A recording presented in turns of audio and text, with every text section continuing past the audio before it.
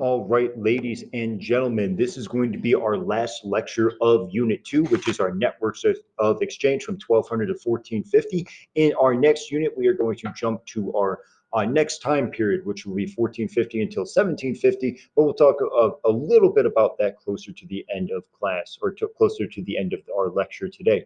Our lecture today is going to be on the bubonic plague. This is a worldwide disease that's going to affect everyone. Unfortunately, we're going to be able to see some commonalities between what went on during the bubonic plague and then what has gone on with the coronavirus situation that we currently find ourselves in. Let's go ahead and jump into our lecture then by looking at our essential questions.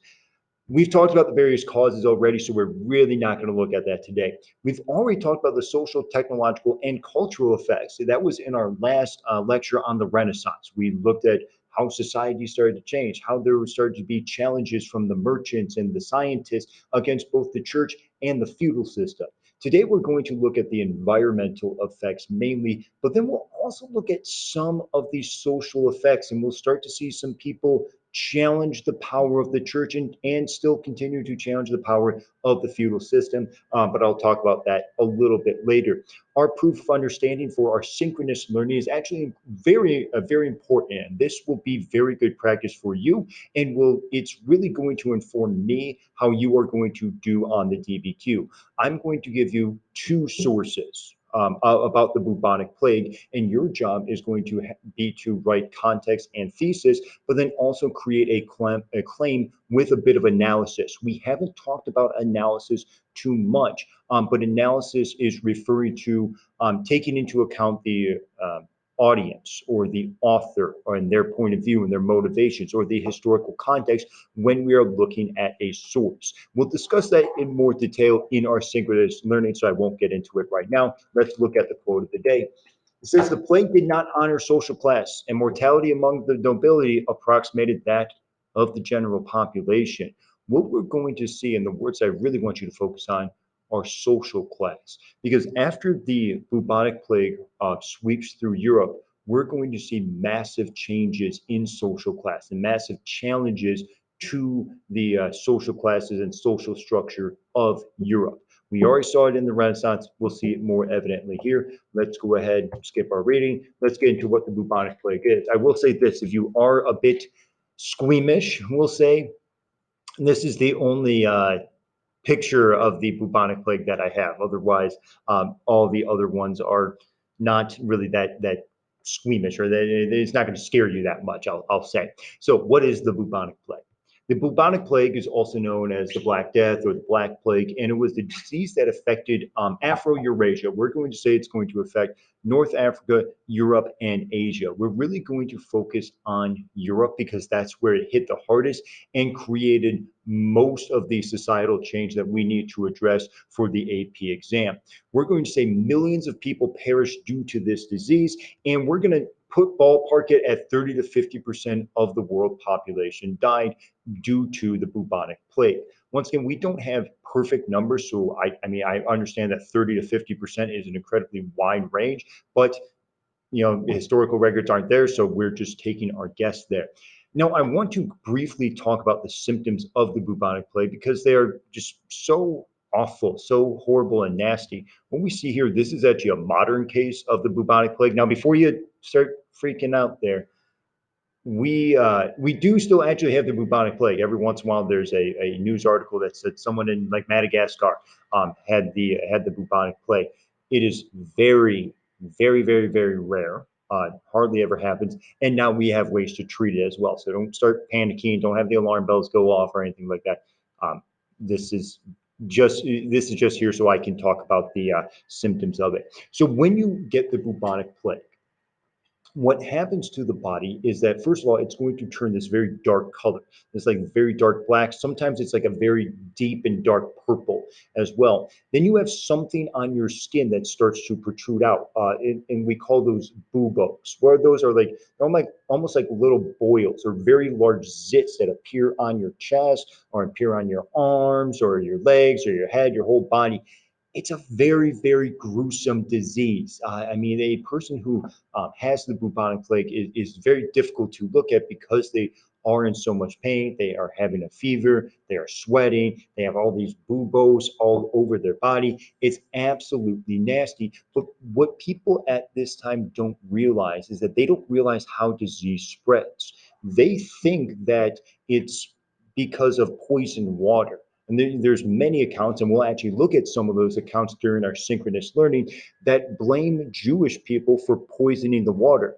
They say that these wells where people draw their water out of were poisoned by Jews, and people drank it, and that's how this plague is getting around, and that's what is infecting people. Other people say that it's a punishment from God, that they had done something wrong. They maybe didn't listen to the church or something, and God was punishing them. Which, I mean, if you're a person of deep faith, that seems like a pretty plausible reason. After all, this seems like a godlike punishment. This would match something that you would have seen in Exodus, which was all about the plagues that were put on Egypt. And we're not going to get into all that because this isn't a religious study or religious history class. But this seems something that isn't your normal run of the mill disease. This seems like something that comes from sort of either a divine creator or the literal devil. That's really how bad it is. And what people don't realize is that it's spread through fleas. It's spread through disgusting, nasty living conditions. It's spread from person to person. So actually, as these people are trying to treat the disease, as these doctors go from door to door trying to treat the people who have the bubonic plague, they are inadvertently spreading the bubonic plague because they're going into so many houses and seeing so many people. Let's look at the map because I think that will give us a better understanding of why something like this occurs. So this is a disease that starts in the east and spreads to the rest of the world, which unfortunately we experienced again, obviously with COVID-19. I think that is purely coincidental that it happens to come from the east and spreads to the west. And I will leave it at that. I don't want to surmise or guess anything else because that's going to kind of distract us from what we really need to talk about. But what we see is that it's coming out of Southeast Asia. Why? Don't really know. But eventually it's going to take over China during the Yuan dynasty. These are during the Yuan dynasty years that we studied in our Mongol Empire lecture. This is a very urbanized area, so of course it's going to spread very quickly here. How does it spread from this urbanized area across what is essentially the middle of nowhere to these urbanized areas over here? You have to think back to our study of the Silk Road. We have all of these traders and all of these travelers going back and forth for all of those reasons that we talked about. We talked about the demand for goods. We've talked about how trade spreads customs and wealth and knowledge and technology and all those great, wonderful things, but it's also going to spread disease. So many of these traders and travelers will bring it back to their major cities like Baghdad or all of these cities in Europe like London and Paris. But we also see that there's going to be a bit more maritime trade. You're going to get especially Italian sailors right over here who are sailing all the way over here in order to get goods, or sometimes sailing to India as well, and then bringing those ships back. Those ships are infected with rats, these dirty, terrible looking rats, and on each of those rats are fleas. Those fleas are the ones that carry disease. And once they bite you, then you have the disease. Eventually, the disease will mutate and it will be able to spread from person to person, which will obviously be incredibly catastrophic. But we'll talk about that when we talk about urban areas. So this is an example of the environmental impact of trade. This is an example of disease from the environment being spread from one area to the other because of all the trading that's occurring. Now, we talked in our last lecture about the Italian merchants. We said the Italian merchants were the ones who had a whole lot of money and were challenging the power of the king and the lords and the church and all of that. Well, we know that those Italian merchants became rich because of trade. That's where many of these ships are stopping in. That's why when it comes to Europe, the first few years, like 1347, it begins in Italy and then spreads out to Spain and France and Britain and Germany and all of these other places. So that's why it starts here and spreads this way over here. Um, let's go ahead and go to the plague expanding. I'll go ahead and just put all of these up here so that way we can look at all of that. We talked about in our last lecture that in Europe, People were moving into urban areas. After all, we saw some of the Italian merchants, we saw even a German merchant like Jakob Fugger. They had enough money where they could offer people to work in what I'm calling textile factories. It's not a factory that we think of, but it's more just you have a home and you do textile work in there, or you maybe go to a mine and you do mining work there. It's something that is not feudalism, and it's something that puts you into an urban area. This means that people are living closer together than ever before.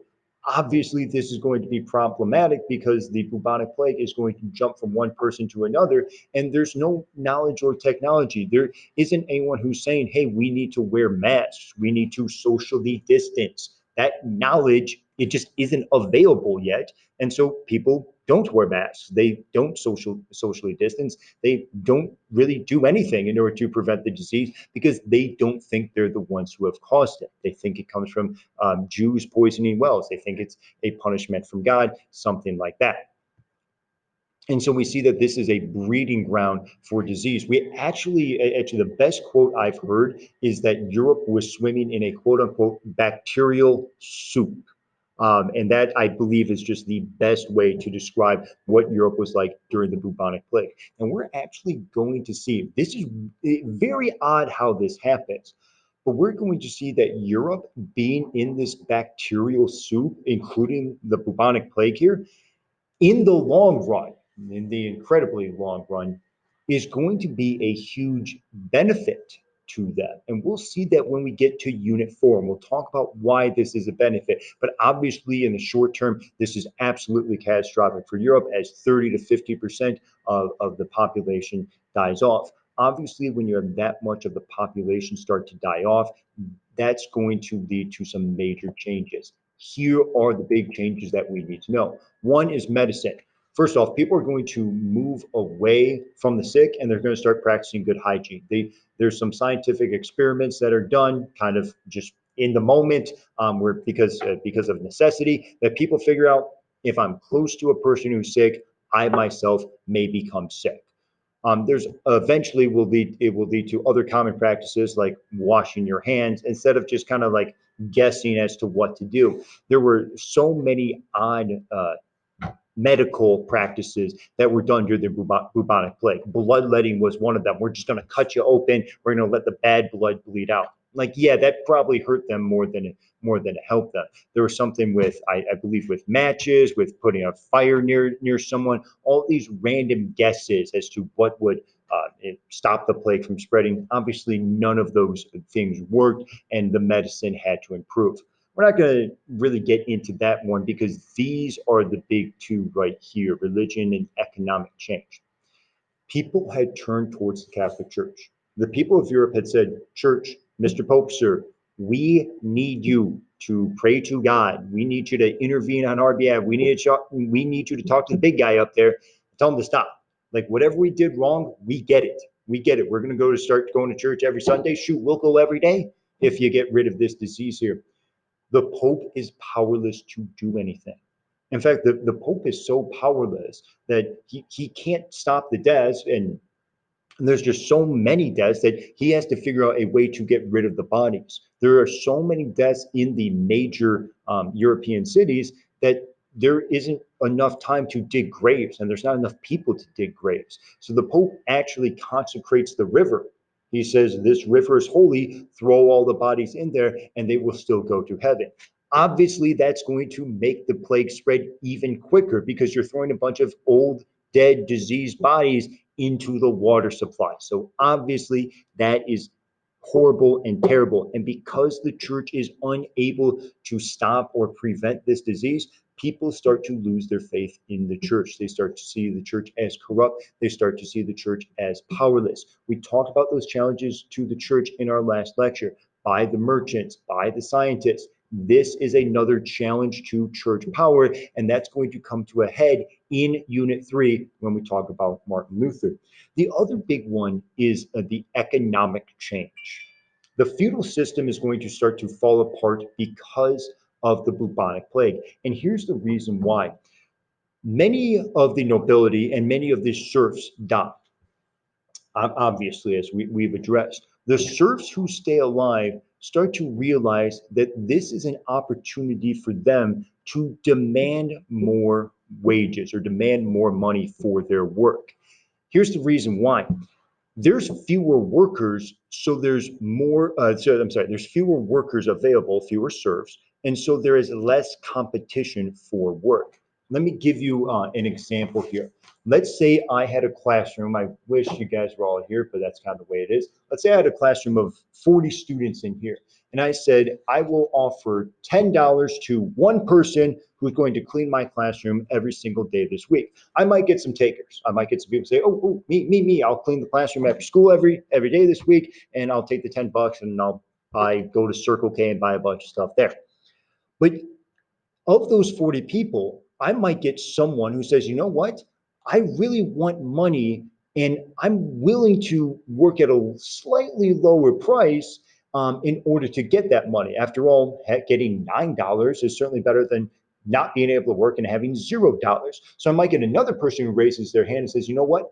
I'll do it for $9. And I might say, okay, I'll go with you. But there might be another person of that 40 who say, wait, I really need money, and $8 is better than $0. So let's say, you know what?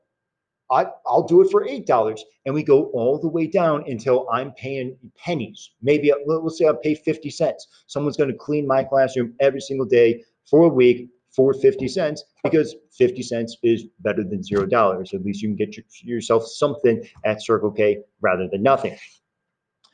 But what if I had a classroom in which I only had one person? And I myself, I'm not cleaning my classroom. I mean, I'm a teacher. I don't get on my hands and knees and pick up all the trash there. No, I'm not doing that. If I only have one person, I say, well, I'll offer you $2 in order to clean my classroom every day this week. That person could sit there and say, you know what? I know you need me. I know you're not going to clean the classroom because I know you don't know how. And there's no other competition in this classroom. So I want, let's say, $6. And I'll say, well, I don't know if I want to pay you $6. And that person might say, you know what? Then you can clean the classroom yourself. And I'll say, fine, I'll pay you that money. They just got a 300% increase. They went from $2 to $6 because there's no other competition. That is similar to what's going on with the serfs. The serfs are challenging the power of the lords because they say, look, there's fewer of us. You can't go surf shopping.